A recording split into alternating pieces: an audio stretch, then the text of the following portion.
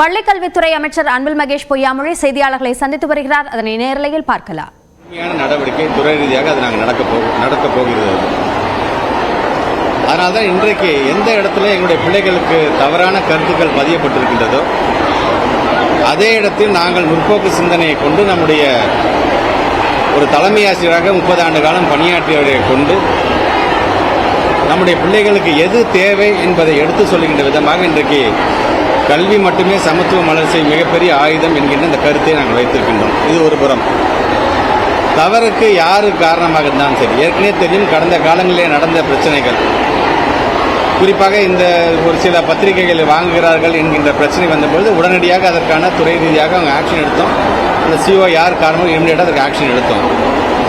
தவறு என்பது அவங்க தெரிஞ்சு செய்கிறாங்க, தெரியாமல் செய்கிறாங்க கிடையாது. அதுக்கான இம்பேக்ட் சமுதாயத்திலையும் பிள்ளைகள் மேலேயும் விழுதும்போது அதுக்கு காரணகர்த்தா யாராக இருந்தாலும் சரி அவர்கள் மீது உரிய நடவடிக்கை எடுக்கப்படும். இந்த நிகழ்வும் அது போன்ற நிகழ்வு தான். நீங்கள் சொன்னது போல, சங்கர் சொன்னது போல, வித்தின் 3 to 4 டேஸில் அந்த உரிய நடவடிக்கை கண்டிப்பாக அவர்கள் மீது நீங்கள் சொல்கிற மாதிரி எடுத்தோன்ட்டு இல்லாமல் யார் தவறு செய்திருக்கார்கள், அடிப்படை காரணம் இந்த நிகழ்வுக்கு யார் அதுக்கு பொறுப்பாக இருந்தார்கள் உணர்ந்து உடனடியாக அவர்கள் மீது உரிய தண்டனை கண்டிப்பாக வழங்குகிறோம். அதான் இப்போ நீங்கள் சொல்கிற மாதிரி தான் தீவிர விசாரிக்கும் போது தான் யார் காரணம், இது புதிதாக கொண்டு உருவாக்கப்பட்ட எஸ்எம்சி மூலமாக காரணமாக, இல்லை இங்கே இருக்கின்ற தலைமை ஆசிரியர் மூலமாக காரணமாக, அல்லது எங்களுடைய உயரதிகாரியுடைய கவனத்துக்கு கொண்டு சென்று தான் நாங்கள் செஞ்சோம் அப்படிங்கிற காரணமாக என்பதான் எழுத்துப்பூர்வமாக பெறப்பட்டு நான் சொன்ன மாதிரி இன்னும் 2 நாள் 3 நாள் பொறுத்துக் கொள்ளுங்கள். அதுக்கான உரிய ஆக்ஷன் கண்டிப்பாக இருக்கும். ஜென்ரலி நம்ம ஓரளவுக்கு அனுபவம் இருக்கிறவங்களுக்கு தெரியும் இப்படிப்பட்ட உணர்வு இல்லாமல் அப்படிங்கும்போது ஒரு அனுபவம் வாய்ந்த தலைமை ஆசிரியர்களுக்கு இதில் இப்படி தெரியாமல் பொதுவாக நம்ம அசோக் நகர் அசோக் நகர் பள்ளிக்கூடத்தை பொறுத்த வரைக்கும் பல முன்னெடுப்புகளை, பல சாதனைகளை, பல வரலாறுகளை பெற்றிருக்கின்ற ஒரு பள்ளிக்கூடம். நானே பல நிகழ்ச்சிக்கு நான் வந்திருக்கேன், நீங்களுமே வந்திருக்கிறீங்க எல்லாருமே.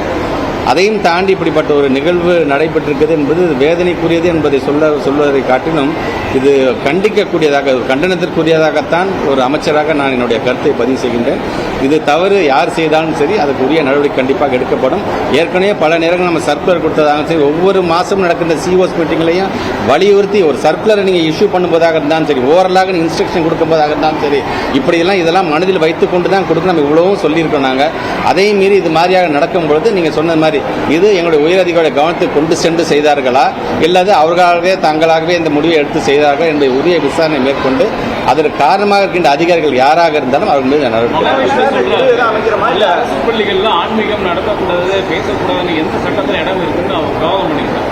இது அவர் மேல என்ன சட்ட நடவடிக்கை?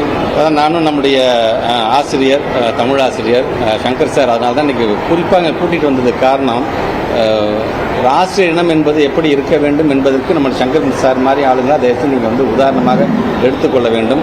கண் பார்வை இல்லை என்று சொன்னாலும் தன்னுடைய கல்வி அறிவு கொண்டு எப்படி கேள்வி கேட்டாருங்கிறதே எனக்கு அவ்வளோ ஒரு பெருமையாக இருக்கின்ற. அதனால தான் இந்த மேடையில் அவர் ஏற்ற வேண்டும் என்று நான் ஆசைப்பட்டேன். நான் இது நீங்கள் சொன்னது போல் அவரிடம் அவர் வாக்குவாதம் செய்திருக்கிறது எல்லாமே நானும் அவர்கிட்ட தனிப்பட்ட முறையில் கேட்டிருக்கேன் நான்.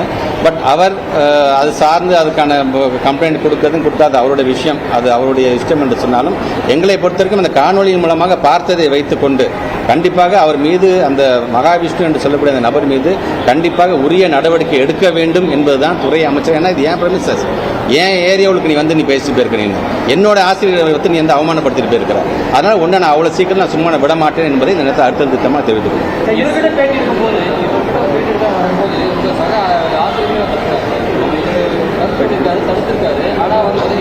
இல்லை வேணாம், அது நிர்வாக ரீதியாக ஆசிரியர் பேட்டி கொடுக்கக்கூடாது அப்படிங்கிற ஒரு விதி இருக்கு.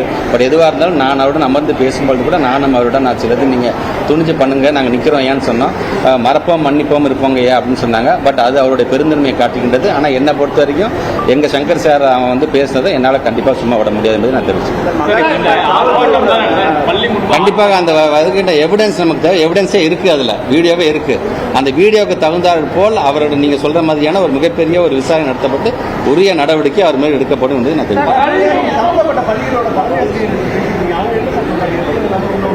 என்கொயரியில் வந்ததுக்கப்புறம் நான் உங்கள்கிட்ட நான் சொல்கிறேன். இல்லை, உங்களுக்கு முன்னாடி வச்சுட்டு என்கொயரி பண்ணுறது ஒரு நிர்வாகத்துக்கு கிடையாது. இதுக்கு ஏற்கனவே நம்முடைய அலுவலர் பெருமக்கள் தலைமையில், இயக்குநர் தலைமையில் நான் ஏற்கனவே சொன்ன மாதிரி ஒரு விசாரணை நாங்கள் இது ஒரு நிர்வாக ரீதியாக எடுக்கக்கூடிய ப்ரொசீஜர் தான். ஆனால் அந்த ப்ரொசீஜர் காலம்லாம் தாழ்த்த மாட்டேறாங்க. நான் உங்களுக்கு சொன்னது 3 நாள் நான் சொல்லியிருக்கேன். அந்த 3 நாளில் உரிய நடவடிக்கை யாராக இருந்தாலும் எடுக்க முடியும்.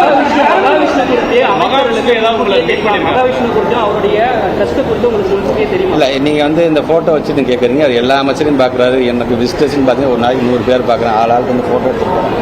எதுக்காக வராங்க, எதுக்காக போகிறாங்கன்னு எனக்கு தெரியாது. பட் இருந்தாலும் இதையெல்லாம் மனதில் வைத்துவிட்டு அதுக்காக அவர் வந்து ஃபோட்டோ எடுத்துக்காரங்கிறதுக்காக அனுமதி கொடுக்குறதுலாம் அது வந்து மிக மிக ஒரு தவறான செய்தி. திராவிட மாடல் அரசை நடத்தி விடுவோம். எந்த விதத்திலையுமே கொள்கையில் காம்ப்ரமைஸ் ஆகாத ஒரு இயக்கம் நாங்கள் தாங்கிறதுனால அது உங்களுக்கு நன்றாக தெரியும். ஒன்றிய அரசு கொடுக்குற பணத்திலேருந்தே நான் சொல்கிறேன்.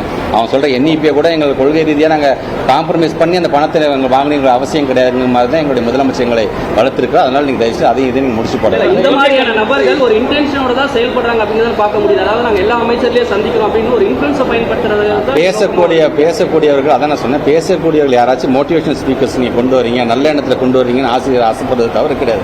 ஆனால் வரவனுடைய பேக்ரவுண்ட் எப்படி இருக்கு, அவன் எந்த மாதிரியான சமூகத்திலேருந்து வரீங்க, அவன் என்ன மாதிரியான அவனோட பேக்ரவுண்ட் இருக்கு, இதுக்கு முன்னாடி அவன் என்ன மாதிரியான உரைகளாம் நிகழ்த்தியிருக்கான்னு நம்ம தெரிஞ்சுட்டு தான் அவங்க கூட்டிருந்துருக்கணும். தவறு உங்கள் மேலே இருக்கின்றது, பள்ளி நிர்வாகத்தின் மேலே இருக்கு. ஆனால் அதற்கு அடிப்படை காரணம் யார், இவருக்கு அந்த தைரியத்தை அந்த அனுமதியை கொடுத்தது யார், அந்த அனுமதியை கொடுத்தவர்கள் யாராக இருந்தாலும் அவங்க மேலே நடவடிக்கை எடுக்கணும்.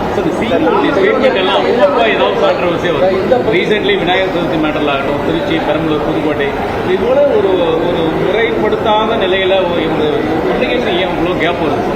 கேப்பில் நீங்கள் சொல்கிற மாதிரி அந்த விழா சம்பந்தமான 2 நாளைக்கு முன்னாடி அந்த சர்க்குலரை பொறுத்த வரைக்கும் என்விரான்மெண்ட் போர்டு ஜாயின்ட் கமிஷனர் வந்து ஒரு சுற்றறிக்கை விட்டுருக்காரு எல்லா கலெக்டருக்கும். கலெக்டருக்கு அறிக்கை வந்தாங்கன்னா மாவட்ட ஆட்சியர் என்ன பண்ணால் எல்லா COஸ்க்கும் அதை அப்படியே அவர் ஃபார்வர்ட் பண்ணுறாரு.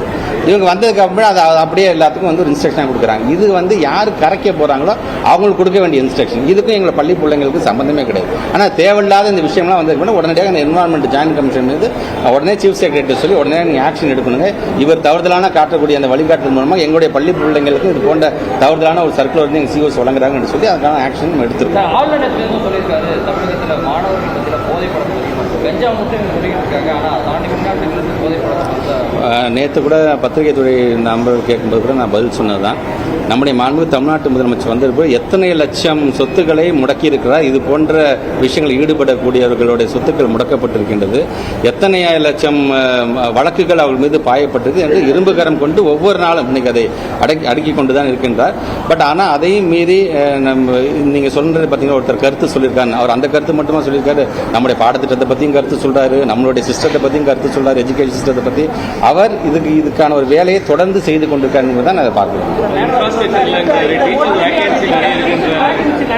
கடுமையான ஒரு விமர்சனங்கள் இன்ஃப்ராஸ்ட்ரக்சரை பொறுத்த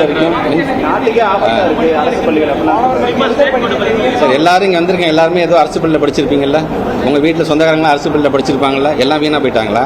அரசு பள்ளியை குறை சொல்வது யாராக இருந்தாலும் ஒரு பள்ளிக்கல்வித்துறை அமைச்சராக கண்டிப்பாக நான் வந்து என்னுடைய கண்டனத்தை நான் கண்டிப்பாக நான் தெரிவிச்சுக்கிறேன். இது வந்து தயவுசெய்து திருப்பி சொல்கிறேன்.